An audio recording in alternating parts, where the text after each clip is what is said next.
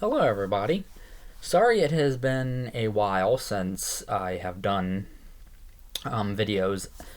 I have been planning on continuing to get through the Lord of the Rings here, and so I'm gonna try to get through this, do as many videos as I can, and kind of get this stuff out so I can get this done because I don't like leaving things unfinished.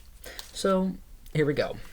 I last left off doing, what was it, the departure of Boromir. So now we're in the Riders of Rohan, chapter 2 of book 3, and several pages of them searching for the orcs that have Merry and Pippin, running towards Isengard, and of course they come across the Riders of Rohan, led by Eomer.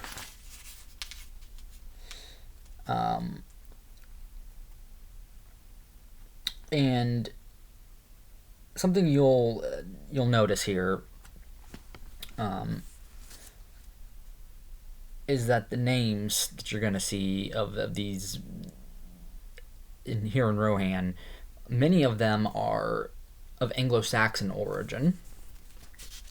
Like he mentions Errol the Young, who was the first king of Rohan. He had brought them out of the north, where they had lived in the Vales of the Anduin, between the Anduin and Mirkwood. And so Tolkien kind of based them a little bit on the Anglo-Saxons. They're basically Anglo-Saxons if they had horses, because the Saxons did not have horses, and that's why they lost to the Normans in 1066, who did have horses.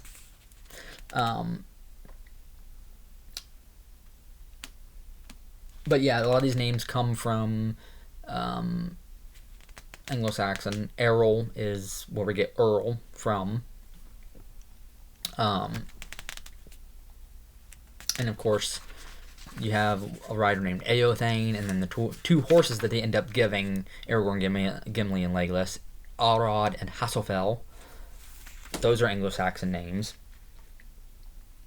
And you even get the word Eored in here, which I will talk about here in a minute. But of course, in the language of the Rohirrim, is very similar to the language that the Hobbits speak,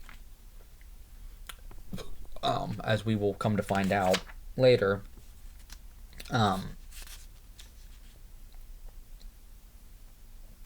But yeah, they meet with the writers and they pour out their story, and Aragorn of course reveals who he is, the heir of Elendil and all of that, and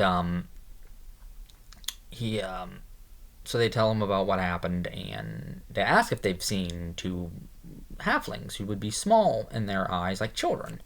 And of course some of the writers, they think that's funny because they're like, well, this is just a legend, they're not real. Well, of course we know that they are real. And of course they're not happy when Eomer decides to give the three companions here horses, and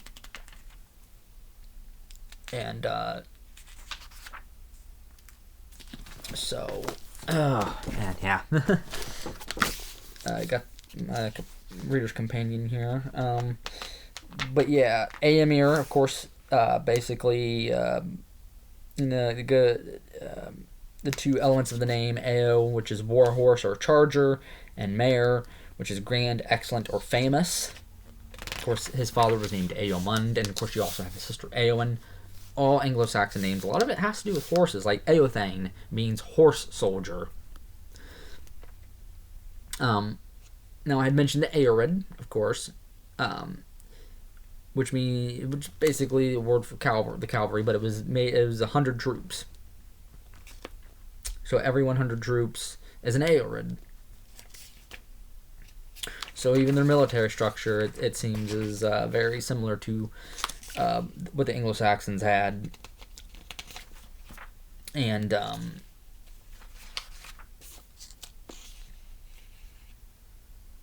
course in the Fellowship, it was rumored that they pay tribute to Sauron, and of course Aragorn, Gimli, and Legolas find out that, of course, is not the case, and that they are actually at war with Sauron. So, and that's going to be a big part of what Book 3 is about, their war with Sauron.